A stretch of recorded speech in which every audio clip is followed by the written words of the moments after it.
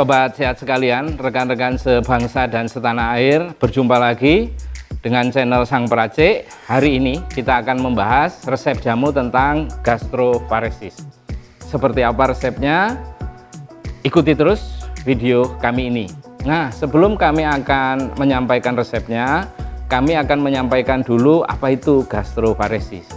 Jadi, gastroparesis adalah suatu kondisi di mana ada gangguan pada otot lambung, di mana gerakan lambung untuk mendorong makanan ke usus menjadi lebih lambat sehingga lambung selalu penuh. Nah, itulah definisi atau arti dari gastroparesis. Nah, sementara penyebab pasti gastroparesis belum diketahui secara pasti kenapa otot lambung itu melemah. Hanya diperkirakan ada hubungannya dengan sinyal saraf yang mengganggu di lambung atau di perut. Nah, gejalanya seperti apa toh Pak? Nah, gejala gastroparesis yang pertama, cepat merasa kenyang saat makan. Jadi sobat-sobat sehat sekalian, makan sedikit rasanya sudah kenyang. Nah, kalau seperti itu, mungkin itu awal-awal dari tanda atau gejala gastroparesis. Kemudian yang kedua, rasanya masih kenyang meskipun sudah lama dari jam makan sebelumnya. Misalnya sobat sehat sekalian makan jam 7, terus kemudian jam 2, jam 3 sore itu rasanya masih kenyang. Nah, itu termasuk tanda dan gejala gastroparesis. Kemudian berikutnya perut kembung dan terasa begah. Nah, itu yang gejala berikutnya yang berkaitan dengan gastroparesis. Kemudian mual dan muntah. Nah, terkadang memuntahkan makanan yang belum tercerna. Jadi begitu kita makan sudah ada 2-3 jam berikutnya bahkan lebih terus terasa mual dan muntah. Begitu muntah, yang dimuntahkan makanan yang kita makan 2-3 jam sebelumnya itu belum dicerna sehingga makanannya masih terasa utuh. Nah, itu juga tanda dari gejala gastroparesis. Kemudian berikutnya nyeri ulu hati atau terasa panas di daerah dada. Nah, ini sobat-sobat sehat sekalian, gejala ini yang agak terasa berat ketika sobat sekalian mengidap atau terkena penyakit gastroparesis. Kemudian gejala berikutnya adalah nyeri perut. Ini juga nyeri perut ini tidak hilang dalam waktu singkat, artinya nyeri perutnya panjang. Karena apa? Karena makanan yang ada di lambung itu tidak terdorong masuk ke usus 12 jari. Jadi selama makanan itu tidak terdorong, nyeri perut ini akan berlangsung lama. Kemudian berikutnya jelas karena lambung terasa penuh, itu nafsu makan berkurang. Dan terakhir, karena yang diolah oleh lambung kita sedikit, otomatis terjadi penurunan berat badan. Nah, yang saya sebutkan di awal itu gastroparesis yang ringan, tanda-tanda yang ringan aja seperti itu. Nah, sekarang saya akan sampaikan gastroparesis yang semakin parah, yang mungkin sobat-sobat sehat sekalian yang selama ini tidak menggubris penyakit itu, kemudian dibiarkan. Nah, lama-kelamaan ada tanda dan gejala yang semakin menunjukkan keparahan penyakit gastroparesis.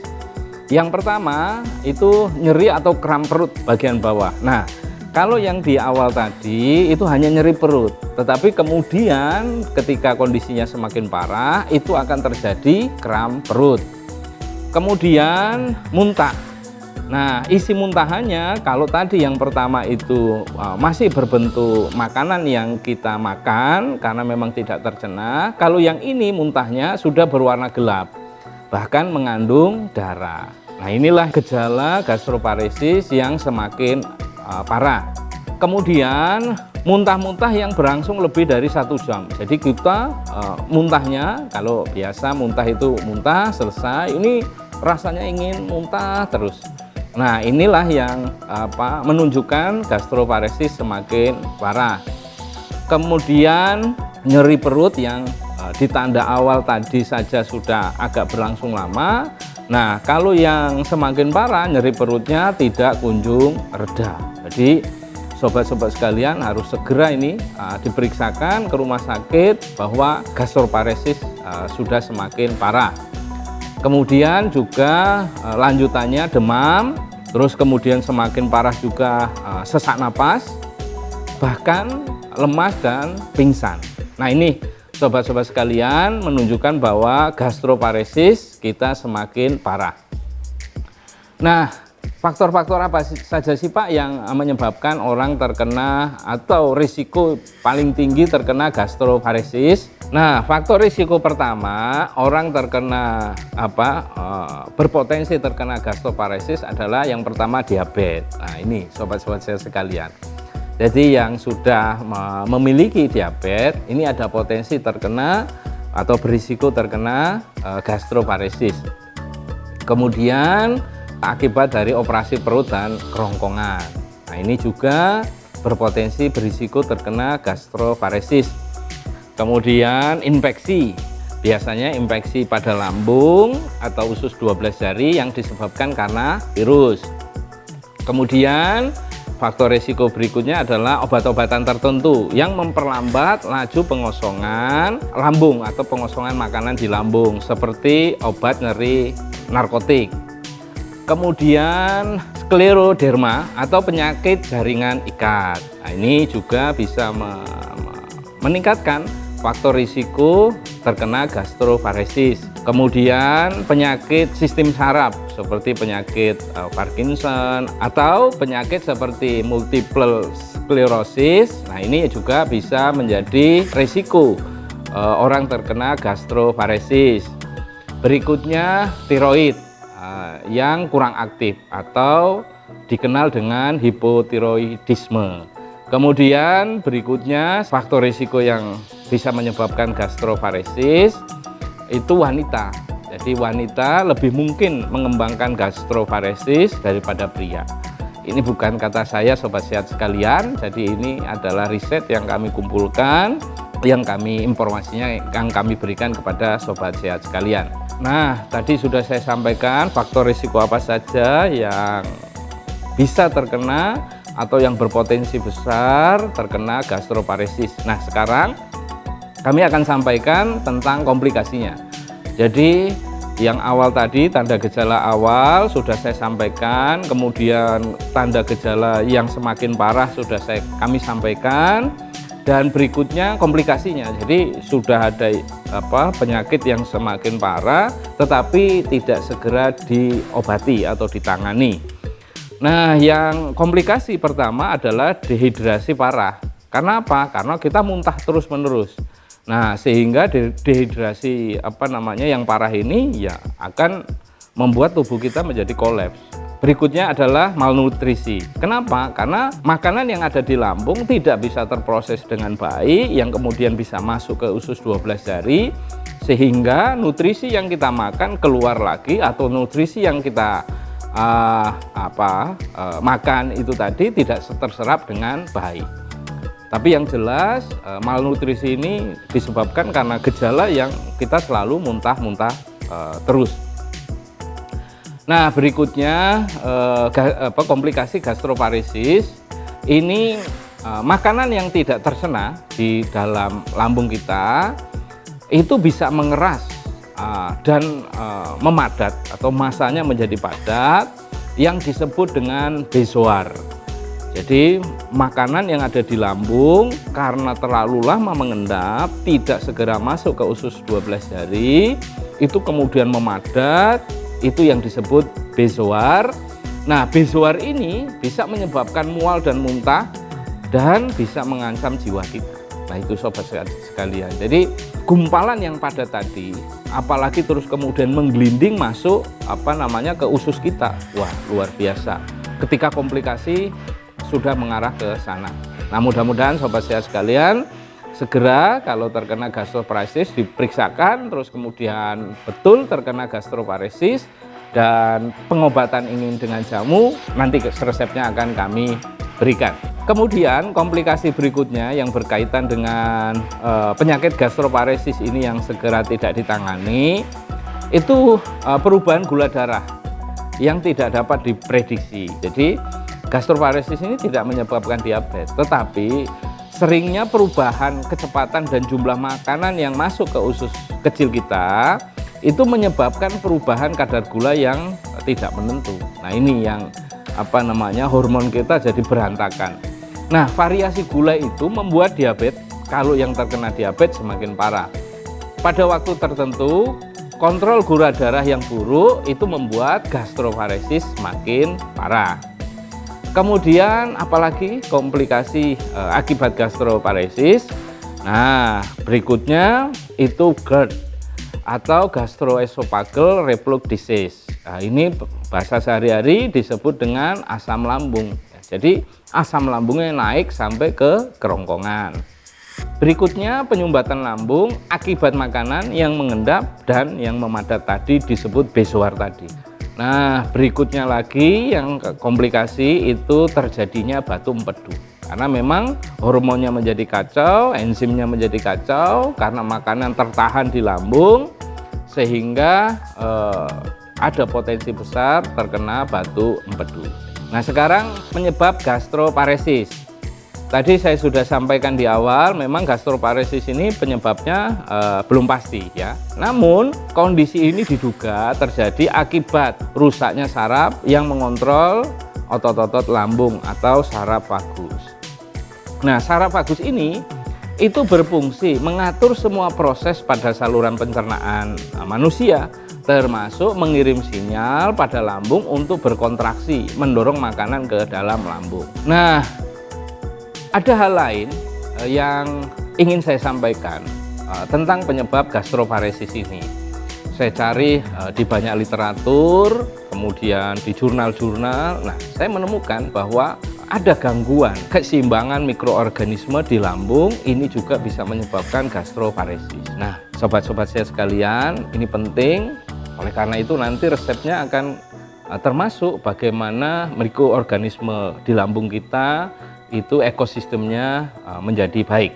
Berikutnya, kalau sobat-sobat sehat sekalian terkena gastroparesis, itu ya harus diperiksakan ke rumah sakit, ke dokter. Nanti biasanya dilakukan pemeriksaan gastroskopi, kemudian USG perut ya, atau USG abdomen. Berikutnya juga di ronsen perut, terus kemudian ada juga tes pengosongan lambung. Nah, itulah pemeriksaan-pemeriksaan yang berkaitan dengan sobat-sobat sekalian untuk dinyatakan bahwa terkena gastroparesis atau tidak. Jadi saran saya jangan diperiksa sendiri, dibawa ke rumah sakit atau ke dokter untuk dilakukan apakah betul sobat sehat sekalian terkena gastroparesis atau tidak. Nah, ada beberapa hal yang menunjukkan bahwa pola makan kita itu juga bisa berdampak terkena gastroparesis. Paling tidak ketika kita terkena gastroparesis itu penyakit ini bisa segera sembuh. Yang pertama tentang pola makannya, itu mengonsumsi makanan rendah lemak atau serat. Nah, jadi kalau rendah lemak ini ya sobat-sobat sekalian mungkin sudah tahu mana yang lemak dan yang serat, ya terutama pada buah. Ya, sobat sehat sekalian ya, ini yang dianjurkan untuk penderita atau agar kita tidak terkena gastroparesis.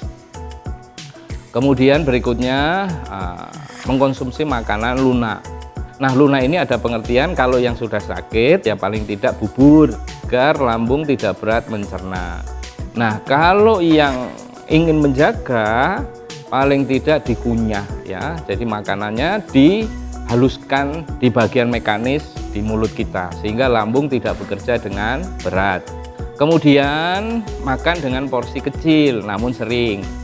5-6 kali tetapi sedikit-sedikit, misalnya pagi jam 7 makan sedikit, nanti jam 10 makan dan seterusnya lah, sehingga lambung kita tidak bekerja dengan berat. Kemudian berikutnya mengonsumsi minuman dengan kandungan gula dan garam yang cukup, tapi jangan terlalu manis. Cukup itu ada aturannya. Kemudian tidak mengonsumsi minuman yang berkarbonasi atau soda, apalagi minuman yang beralkohol. Nah, ini perlu menjadi catatan penting untuk yang terkena gastroparesis atau yang ingin menjaga agar tidak terkena gastroparesis. Kemudian, nah ini yang sering terjadi di masyarakat kita atau pola hidup kita, tidak langsung berbaring setelah makan, paling tidak 2 jam setelah makan. Ya kadang-kadang kita habis makan tidak tidur, hanya tidur-tiduran. Nah sehingga ya ada potensi seharusnya makanan kita bisa masuk ke usus 12 jari, itu terus kemudian justru malah naik ke atas lagi. Nah sekarang tentang resep jamunya. Nah resep jamu tentang gastroparesis akan saya sampaikan teorinya dulu komplit, setelah itu nanti kita praktekkan ya bagaimana cara membuat jamu gastroparesis. Nah resep gastroparesis ini tujuannya, ya, tujuan resep ini yang pertama untuk memicu kontraksi otot lambung dan mempercepat pengosongan lambung. Ya. Kemudian yang kedua mencegah mual dan muntah. Ya, jamu yang akan kita buat ini pertama untuk memicu kontraksi otot lambung dan mempercepat pengosongan lambung. Yang kedua untuk mencegah mual dan muntah. Dan yang ketiga untuk pereda nyeri, meredakan sakit perut. Nah inilah resep ini, mudah-mudahan bermanfaat buat sobat sekalian. Nah resep ini yang kami sampaikan itu untuk penderita yang bergejala ringan, yang tidak ada komplikasi dengan penyakit lain dan sudah melalui pemeriksaan rumah sakit atau dokter bahwa sobat-sobat sehat sekalian terkena gastroparesis. Kalau yang ada komplikasinya atau penyakitnya parah, tetap ingin mengonsumsi jamu, silakan datang ke Merapi Pharma. Kami nanti akan racikan sesuai dengan kondisi hasil pemeriksaan supaya jamunya bisa tepat sobat sehat sekalian. Kenapa? Nanti kalau jamunya tidak tepat atau resepnya tidak tepat ya dampaknya kurang maksimal. Oke, sekarang resepnya. Nah, siap-siap ya sobat sehat sekalian. Yang pertama daun pepaya. Ya daun pepaya, pohon pepaya. Pak, apakah pohon pepayanya harus yang varietas California apa yang apa gitu? Tidak. Semua pohon pepaya dengan nama latin Carica papaya atau nama bahannya Caricaea papaya folium sebanyak 50 gram. Kemudian yang kedua kencur. Nah ini juga mudah, bisa didapatkan biasanya di bumbu dapur. Nama latinnya Kaempferia galanga, nama simplicianya atau nama bahan jamunya itu Kaempferiae rhizoma sebanyak 50 gram. Kemudian yang ketiga temu ireng, Curcuma aeruginosa, nama bahannya Curcumae aeruginosae rhizoma sebanyak 60 gram. Nah pohon pepayanya seperti apa? Fotonya seperti ini, pohon kencur seperti apa, temu ireng seperti apa. Nah khusus yang daun pepaya, yang diambil daun yang paling bawah yang belum kering ya, daun yang paling bawah yang masih segar, bukan yang kuning. Nah seperti gambar ini. Kemudian berikutnya yang keempat itu sambiloto. Nah, sambiloto ini juga tidak terlalu sulit, biasanya di tegalan-tegalan, di tegaan-tegaan itu ada ya, di kebun-kebun, dengan nama latinnya Andrographis paniculata, dengan nama simplicianya Andrographis herba. Jadi semua bagian tanaman sebanyak 30 gram. Kemudian kunyit Curcuma domestica, nama simplicianya atau nama bahannya adalah Curcumae domesticae rhizoma sebanyak 50 gram. Berikutnya lempuyang. Nah lempuyang juga mudah. Nama latinnya Zingiber aromaticum, nama bahannya atau nama simplicianya Zingiber aromaticae rhizoma sebanyak 60 gram. Bahan tadi yang kami sebutkan fotonya seperti ini ya, sambiloto seperti ini, kunyit seperti ini, lempuyang seperti ini. Nah bahannya juga seperti ini. Nah sehingga sobat sehat sekalian tidak salah untuk memilih bahan yang akan digunakan untuk gastroparesis ini. Nah resep sudah kami berikan, sekarang cara membuat. Semua jamu yang ada yang tadi kami sebutkan itu dicuci Ya, dicuci sampai bersih. Dikupas nggak Pak? Tidak perlu. Jadi dicuci sampai bersih saja.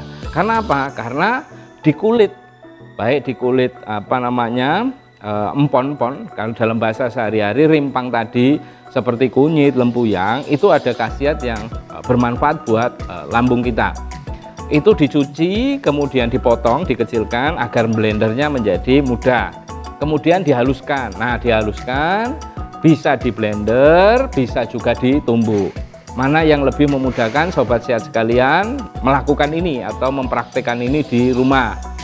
Kemudian setelah dihaluskan, direbus dengan kuali tanah. Kalau di sini nanti akan kami praktekkan dengan kuali tanah. Atau kalau sobat sehat sekalian tidak memiliki kuali tanah, bisa menggunakan panci stainless steel, atau menggunakan panci enamel, atau bisa menggunakan panci kaca, atau juga bisa menggunakan kalau di Jogja ini disebut panci lurik. Nah, itu juga bisa. Intinya tidak menggunakan panci aluminium. Ya, saya tidak menyarankan menggunakan panci aluminium. Menggunakan air sebanyak 3,2 liter. Airnya ingat sobat sehat sekalian 3,2 liter. Direbus sampai mendidih. Begitu mendidih tutupnya dibuka, apinya tetap nyala, ditunggu sampai 5 menit. Nah, itu pada saat tutupnya dibuka itu sobat sehat sekalian harus dimeniti itu berapa menit, dari mendidih 5 menit. Setelah itu api dimatikan. Oke, mudah kan? Nah, dalam memainten jamu ini, misalnya kita membuat pagi agar jamu ini bisa bertahan panjang, setiap 12 jam dipanasi. Karena resep ini 3,2 liter ini bisa untuk 24 kali minum. Nah, kalau sehari 5 kali berarti jamu ini bisa digunakan selama 5 hari. Nah, dalam selama 5 hari itu pagi dan sore jamu harus dipanasi. Oke.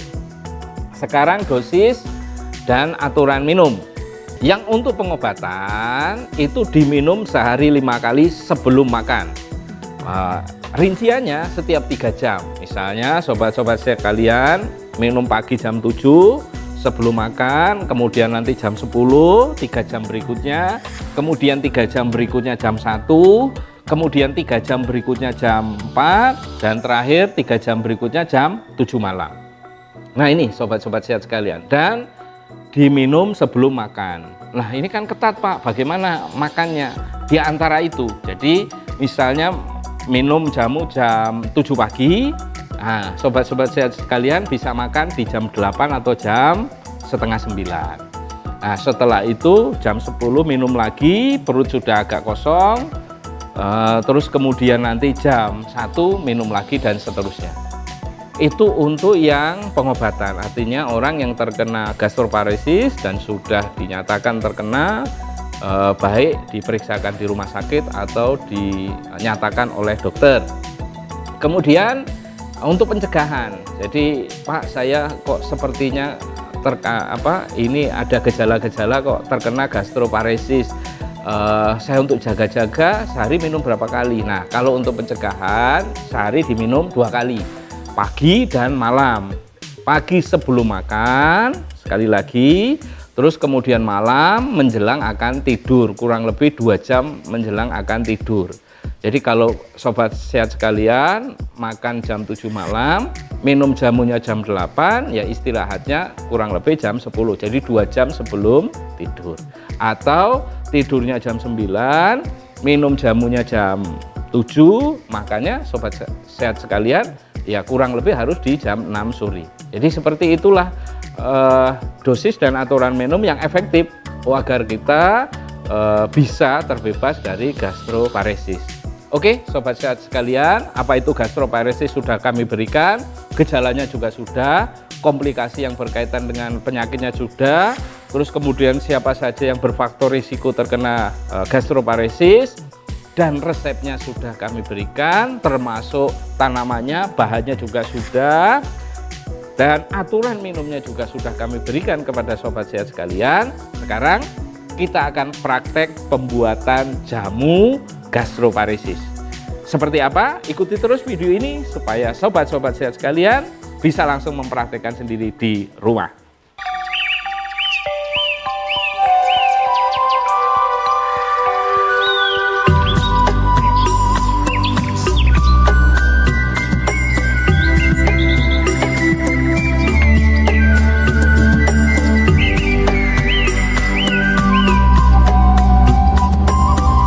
Sobat sehat sekalian, sekarang kita lanjutkan bagaimana cara membuat jamunya, seperti apa caranya, ikuti terus video kami.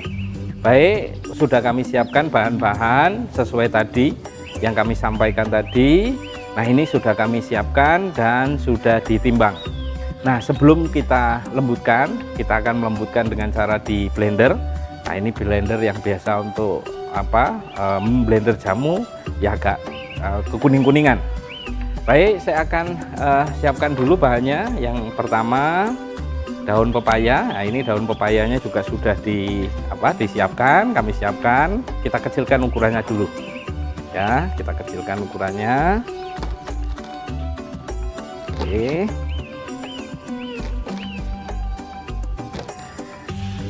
Nah, sudah cukup, kita masukkan dalam blendernya.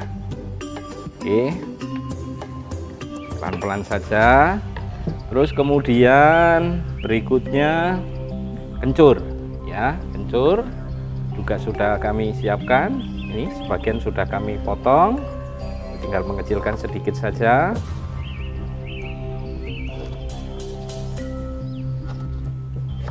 Oke, kita masukkan.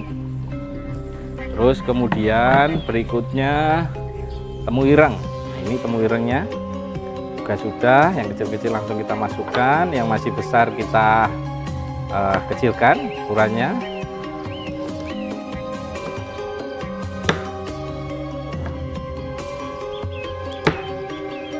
Oke, sudah kita masukkan. Terus kemudian berikutnya sambiloto, ya, ini sambiloto juga. Oh, ini masih ada sedikit daun pepaya tadi, kita kecilkan ukurannya dulu.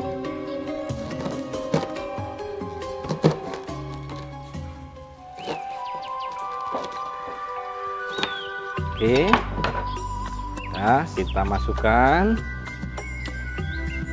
Terus kemudian berikutnya kunyit.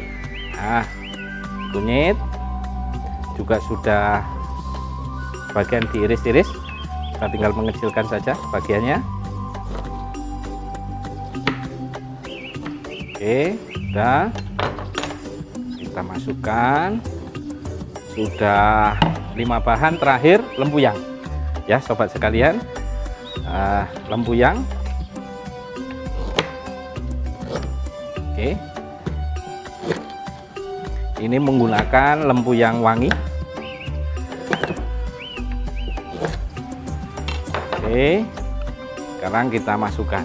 Nah, air yang untuk ngerebus kan 3,2 liter. Nah, kita ambil dulu 500 cc atau 500 ml untuk membantu memblender bahan ini, ya. Kami siapkan dulu. Oke. Nah, kita takar. Nah, ini 500 ml. Nah, kita tutup. Tidak usah lembut-lembut banget, jadi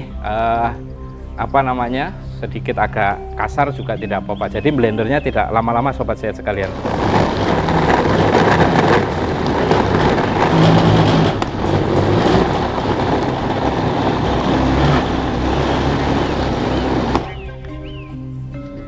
Oke, sudah lembut sobat sehat sekalian. Sekarang kita tuangkan ke kuali, tetapi sebelum ini dituangkan ke kuali, kita isi airnya dulu.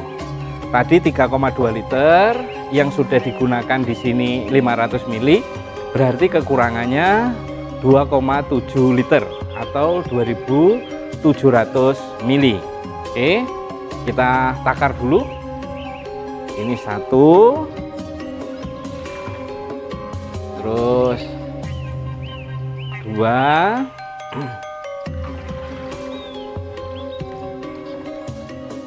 3. Jadi setiap takaran ini sobat sehat sekalian, ini 500 ml. 4. Nah, ini 5. Ini sudah 2,5 liter kurang 200. 200-nya terakhir untuk membilas yang ada di blender ya. Sekarang ini kita tuangkan. Oke, ini sudah lembut sobat sehat sekalian, kita tuangkan.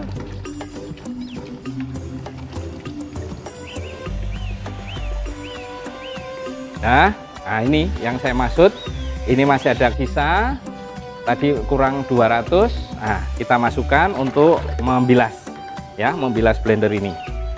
Oke, supaya semua bisa terebus. Oke, nah sobat sehat sekalian, airnya sudah 3,2 liter, bahannya juga sudah kita blender. Sekarang api kita nyalakan ya, jangan lupa ditutup kembali. Oke, sekarang api dinyalakan. Nah sobat sehat sekalian, kalau ngerebus menggunakan kuali, menggunakan air 3,2 liter, itu membutuhkan waktu 20-25 menit.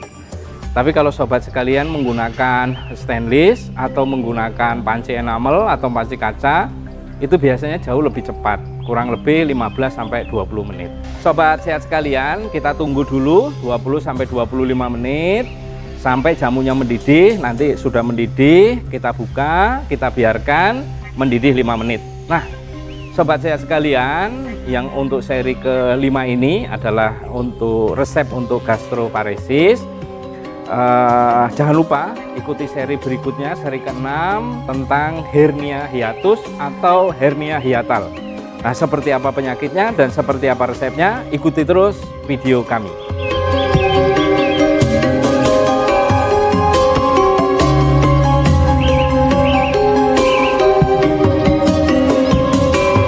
Sobat sehat sekalian, sekarang sudah 25 menit, kita lihat apakah sudah mendidih. Oh, sudah mendidih sobat sehat sekalian. Ya, kita aduk sebentar. Terus kemudian kita buka, kita tunggu 5 menit ya. Jangan lupa kita buka, kita tunggu 5 menit, tutupnya kita letakkan di sini. Nah, sobat sehat sekalian, tuntas sudah resep tentang gastroparesis ya, sambil kita menunggu 5 menit. Untuk sekali lagi, untuk yang resep berikutnya adalah seri lambung, masih seri lambung, yaitu hernia hiatal atau hernia hiatus. Seperti apa nanti resep-resepnya, ikuti terus channel Sang Praci ini, ikuti terus seri-seri tentang jamu, resep jamu untuk lambung. Nah ini sudah 5 menit, kita matikan. Oke, kita persiapkan gelasnya. Seberapa banyak sih? 100 cc ya, kita ambil. Oke, gelasnya kita letakkan seperti ini.